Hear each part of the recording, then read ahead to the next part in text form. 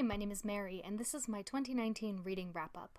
I made a similar video to this one halfway through the year, but in the interest of completionism, I wanted to share how 29 went for me as a reader as a whole.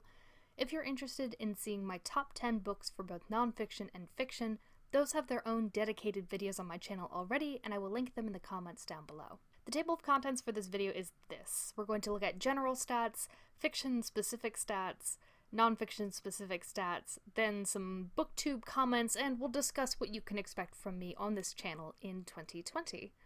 Ready? Let's go.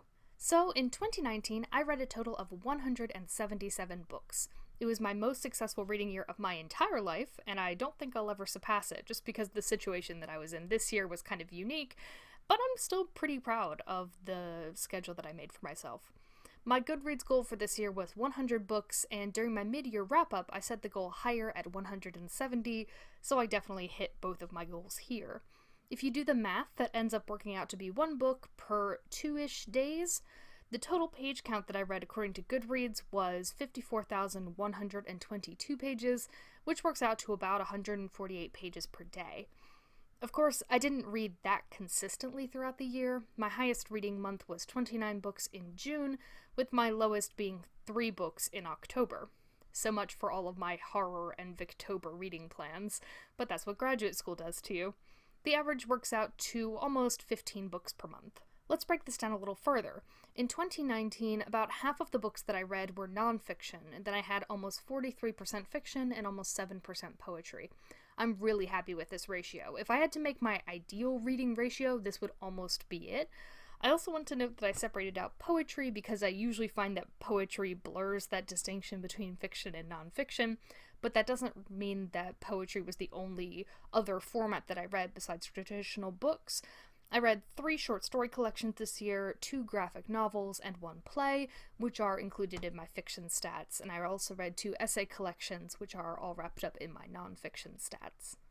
Since I'm doing a project where I'm reading a book from every country, I've been paying close attention to where the authors that I'm reading are from. This year I read books from the United States, Canada, Mexico, Dominican Republic, Antigua and Barbuda, Jamaica, Brazil, Argentina, Chile, Egypt, Morocco, Sierra Leone, Nigeria, Equatorial Guinea, Rwanda, South Africa, Saudi Arabia, Syria, Mauritius, Australia, Pakistan, India, Sri Lanka, Taiwan, South Korea, North Korea, Japan, Russia, Turkey, Belarus, Syria, Finland, Sweden, Norway, Germany, Poland, United Kingdom, Ireland, France, and Vatican City. So that's 40 countries this year. Not all of these count towards my project of reading a book from every country, since I don't count nonfiction unless it's a memoir, but if you're curious, I have read books from 44 countries out of 197, which puts me at 22% completion for that project. When it comes to author gender distribution, things are about where I expected they would be. I read slightly more women than I do men, and I read a few books written by multiple authors. This tends to be mostly history. And I have just a couple of authors that I know to be non-binary, and then a few works by unknown authors as well. Ideally, I'd like to be reading more non-binary authors, but many of the ones that I've seen talked about on BookTube in particular are young adult, which I do not read, so if you have any recommendations, please leave those in the comments down below. When it comes to book length, I have a nice bell curve going on here, with most of the books that I read around the 300 to 400 page mark, with a nice chunk of fiction between 200 and 300 pages. So I'm slightly surprised that I haven't read more long nonfiction, but I am finding those works kind of intimidating when I think about how many academic articles or other things I could be reading during that time. I will say that when I'm recording this video in early January, I am hacking away at a 1,200 page history book, so I already know that in 2020 I'll have some significantly longer books, but we'll see if this ends up being a fluke or not. Overall, I read 54,122 pages this year, which works out to an average almost of 300 pages per book. I'll be honest, I'm enjoying reading in quantity this year rather than devoting my time to thicker books. It's helping my project of reading a book from every country for certain, and also encouraging me to pick up authors that I haven't read much from before, and a lot of poetry, and now I'm starting to get into plays. As long as I pick up a few chunky books, I don't mind that most are short. With that in mind, the longest book that I read this year was Les Miserables by Victor Hugo at 1,463 pages, and the shortest was a poetry collection called Variations on Dawn and Dusk by Dan Beachy-Quick at 48 pages. Here's where I want to break things up and talk separately about fiction and nonfiction, so let's start with fiction. When it comes to genres I read mostly historical fiction and the contemporary literary fiction genre, with a smattering of others. I want to do a little shout out for thrillers, which definitely had a big moment for me this year and which I hope to continue to read into the new year. This is my breakdown of when the fiction books that I had read were published. I read 12 classics, those being books published before 1900, and just a few modern classics published between 1900 and 1960. My backlisted books won the day here with over 47% of the books that I had read, and new releases from the last 2 years came in second place. This is about what I had expected, especially because I'm reading a lot more front-listed books because of BookTube. When it comes to classics that I read this year, the majority of those that I read were 19th century classics, although I did carve out some time for medieval classics this year, and the oldest classic that I read this year was the 11th and early 12th century epic, The Song of Roland. Let's shift gears for a minute and talk about nonfiction. The nonfiction genres that I read the most of were art history and history by far. Obviously, this is both because of my personal preferences and because of how many of these books I read for graduate school.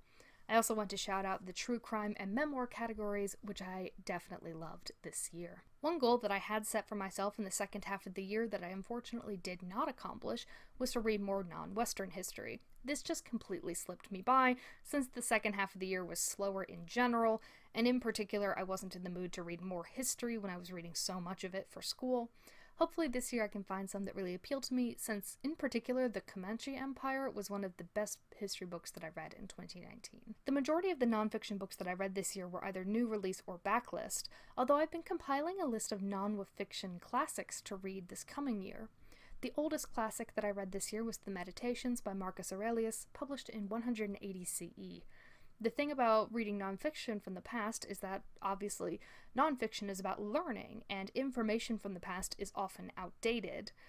But this is a work of Stoic philosophy that's just as relevant to a 25-year-old graduate student living in the 21st century as it was to the Roman emperor who wrote it in the 2nd century. Therefore, I think that if I'm careful about the genres that I read, there's definitely a lot that I can gain from reading a non-fiction classic. Lastly, before the end of the year, I want to reflect a little bit on the decade as a whole and what BookTube has done for me. I joined Goodreads in 2012, and you can see that my reading has been a little spotty over those years. 2015 and 2017 were, in particular, pretty rough years all around, not to mention reading-wise. But in 2018, I discovered BookTube and started watching those videos, and honestly, BookTube has been amazing for my reading and for expanding my mind as a whole, and I'm just incredibly grateful for that. I never would have been able to read 177 books in a year without BookTube's encouragement and, of course, the recommendations from the people on BookTube. I started my own channel in May of 2019 after I read the first 100 books that year. Since then, I've been making wrap-ups, TBRs, updates for my global reading project, tags, individual book reviews, and even the odd movie review. That's probably a one-off.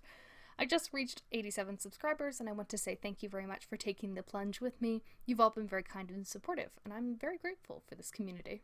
When it comes to what you can expect from this channel in the new year, here's what I have planned. The genres that I read will likely remain the same: historical fiction, literary fiction, classics, horror, history, art history, memoir, true crime, poetry, plays, and short story collections are high on my priority list. I also have a few reading challenges that I need to get to work on, since I prefer themed TBRs to monthly TBRs. My classics TBR will be coming soon, as well as a few other TBRs for art-related fiction, for books that have been on my TBR way too long, the non-fiction classics, and books related to current political happenings since it's an election year. Keep your eye out for those very soon. In terms of videos, I think my channel is pretty representative of the type of videos that I want to make more often. I'll of course be doing the traditional BookTube monthly wrap-ups alongside my wrap-ups for books from every country that I have read.